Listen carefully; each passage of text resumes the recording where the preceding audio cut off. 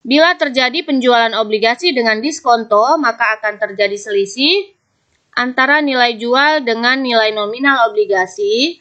Selisih ini disebut dengan diskonto utang obligasi. Untuk lebih jelasnya, kita akan lihat contoh studi kasusnya.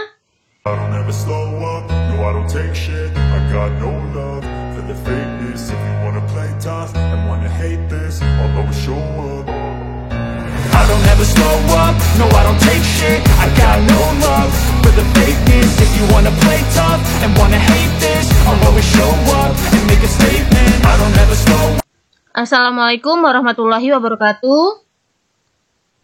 Masih bersama saya Sukma Laili.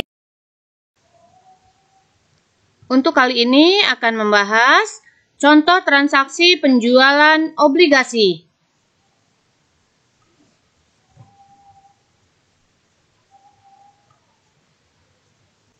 Sebelum mulai pelajaran, baiknya kita berdoa dahulu menurut agama dan kepercayaan masing-masing.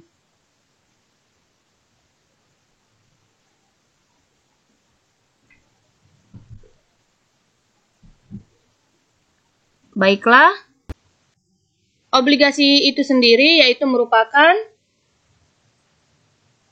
janji tertulis untuk membayar bunga secara periodik dan sejumlah nilai nominal pada tanggal jatuh tempo. Jadi, utang obligasi atau bonds payable yaitu pinjaman untuk jangka waktu yang panjang dari masyarakat untuk pembayaran kembali dapat dilakukan secara sekaligus atau sinking fund system pada hari jatuh tempo atau diangsur amortisasi sistem setiap tahunnya. Jadi, utang obligasi ini bisa dibayar sekaligus, bisa juga diangsur setiap tahunnya.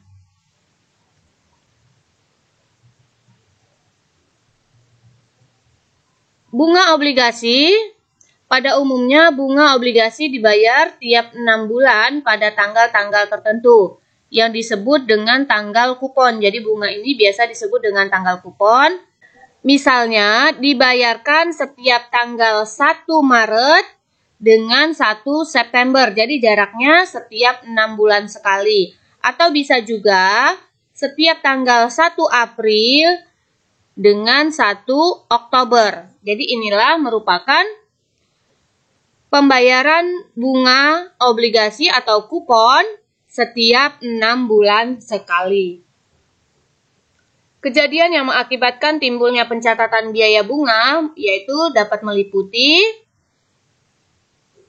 pada waktu pengeluaran obligasi yang tidak terjadi pada salah satu tanggal kupon sehingga timbul bunga berjalan yang harus dibayar oleh pembeli untuk masa mulai tanggal kupon terakhir sampai tanggal transaksi. Lalu berikutnya, setiap tanggal kupon membayar bunga 6 bulan untuk utang obligasi yang beredar. Jadi setiap 6 bulan sekali akan membayarkan bunga atas utang obligasi yang beredar. Lalu berikutnya, pada akhir periode akuntansi, membuat jurnal penyesuaian untuk bunga berjalan yang dihitung dari tanggal kupon terakhir sampai dengan penyusunan neraca. Jadi misalnya tanggal pembayaran terakhir kita yaitu tanggal 1 Oktober. Dari tanggal 1 Oktober ini sampai dengan tutup buku di tanggal 31 Desember harus ada jurnal penyesuaiannya. Atau misalnya terakhir di tanggal 1 September. Maka dimulai dari tanggal 1 September sampai dengan 31 Desember untuk tutup buku kita akan membuat jurnal penyesuaiannya.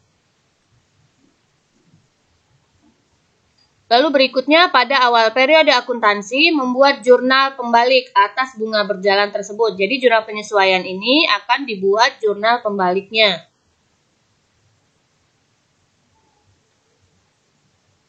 Berikutnya ada penjualan obligasi.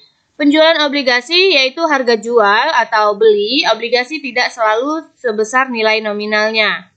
Besarnya harga ditentukan oleh tingkat bunga obligasi.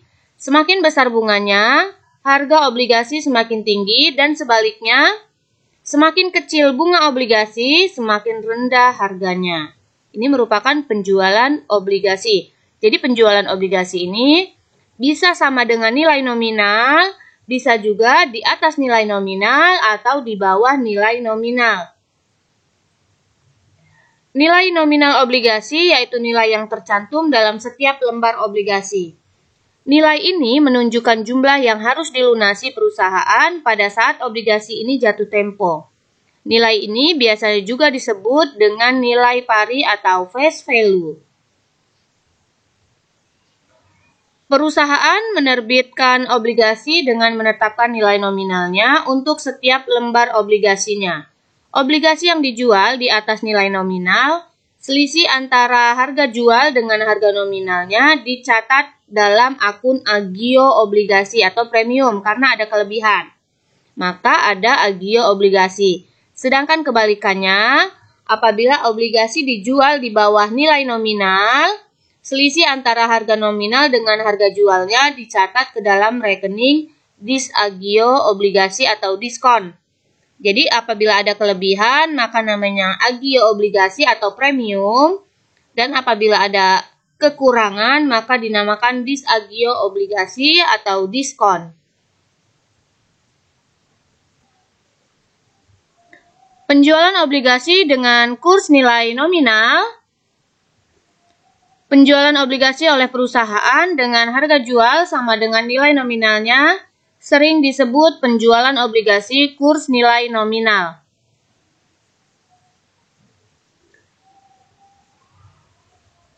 Contoh studi kasusnya. Di sini ada PT Djarum Super tanggal 1 Februari tahun 2022 menjual obligasi dengan nilai nominal 100 juta rupiah. Bunga 12% dengan harga yang sama dengan nilai nominal kupon setiap tanggal 1 Januari dan 1 Juli. Jurnal untuk mencatat transaksi tersebut adalah pada saat terjadinya transaksi tanggal 1 Februari akan dijurnal yaitu kas di debit dan utang obligasi di sebelah kredit masing-masing sebesar 100 juta rupiah.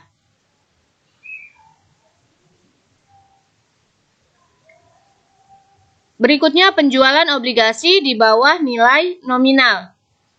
Penjualan obligasi oleh perusahaan dengan harga jual di bawah nilai nominalnya. Hal itu karena perusahaan memberikan tingkat bunga obligasi di bawah tingkat bunga pasar. Bila terjadi penjualan obligasi dengan diskonto, maka akan terjadi selisih antara nilai jual dengan nilai nominal obligasi. Selisih ini disebut dengan diskonto utang obligasi. Untuk lebih jelasnya, kita akan lihat contoh studi kasusnya. Di sini ada PT Sinarmas tanggal 3 Februari tahun 2022 menjual obligasi nominal sebesar 100 juta rupiah dengan harga 95 juta rupiah, yang berarti terdapat diskonto obligasi sebesar 5 juta rupiah. Jadi 100 juta dikurangi 95 juta rupiah, maka ada diskonto obligasi sebesar 5 juta rupiah. Maka jurnal atas transaksi ini akan dibuat, yaitu karena ada kekurangan namanya disagio, jadi jurnalnya kas di debit, disagio obligasi di debit, dan utang obligasi di sebelah kredit. Masing-masing untuk kas 95 juta rupiah, disagio obligasi 5 juta rupiah, dan utang obligasi sebesar 100 juta rupiah. Akun diskonto utang obligasi hanya merupakan akun untuk penilaian kewajiban. Akun ini tidak disebut dengan kontrak akun sehingga keberadaannya akan dilaporkan sebagai pengurang nilai nominal obligasi di neraca. Untuk penjelasan, penjualan obligasi di bawah nilai nominal akan ada pada video selanjutnya. Itulah tadi contoh soal penjualan obligasi. Semoga bermanfaat. Terima kasih. Wassalamualaikum warahmatullahi wabarakatuh.